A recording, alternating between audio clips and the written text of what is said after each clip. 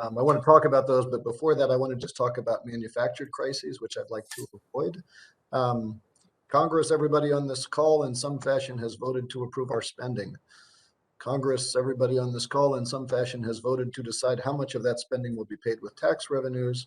And then somewhat uniquely, we give ourselves the authority to decide how much of the residual, which is paid with debt, we are going to pay for. It's political suicide. I am a co-sponsor and supporter of my friend, Mr. Foster's bill, HR 3305, to end the Default Act and take that tool away from Congress, because Congress has proven that we cannot be trusted with that responsibility. Secretary Yellen, without getting into the specifics of Mr. Foster's bill, would you support simply eliminating the debt ceiling so that we don't have to deal with this in the future and can focus on real crises? Yes, I would, because I believe when Congress legislates expenditures and puts in place tax policy that determines taxes, those are the crucial decisions Congress is making. And if to finance those spending and tax decisions, it's necessary to issue additional debt, I believe it's very destructive to put the president and myself, the Treasury Secretary, in a situation where we might be unable to pay the bills that result from those past decisions. Thank you. I'm glad to hear it, and we'll hopefully try to get that through Congress.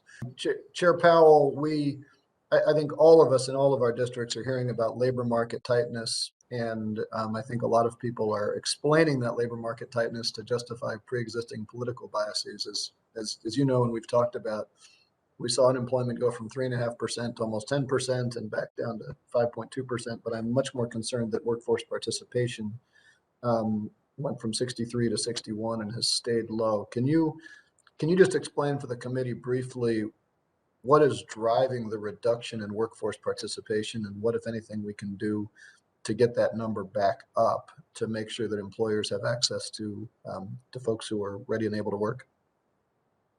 I'd be glad to. So the two biggest parts of that are caretakers and retirees. So that makes up a lot of the shortfall from where we were with labor force participation before the pandemic crisis. And within caretakers, some of that is going to be connected to schools not being opened or people who are afraid to go into an unvaccinated workplace and are afraid of COVID and things like that, and other reasons. So that's a part of that, and that should abate over time. In terms of the retiree piece, it's not clear about that. I would say the lore is that people don't come out of retirement, except I would say all during the last few years of the very long expansion that ended with the pandemic.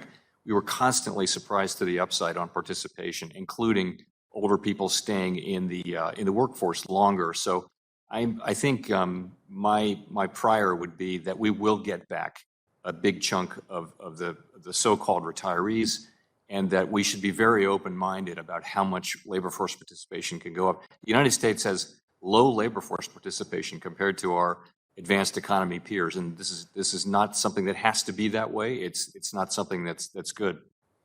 Well, thank you for that. Certainly, when I talk to folks in the district, everybody kind of acknowledges that it's the boomers who retired who are creating a lot of their skills gap, and that's a harder challenge.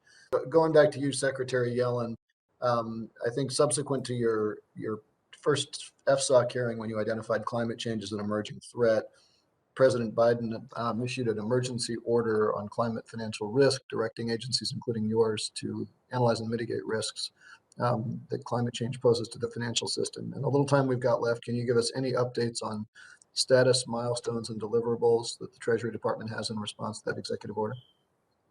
Yes, we're in the process of completing the report, and we expect to issue it in late October or early November within the 180-day time frame. And what we'll be doing is looking at the work of individual regulators to incorporate climate change risks into their regulatory and supervisory activities, and describing some of the challenges that they face in carrying that out.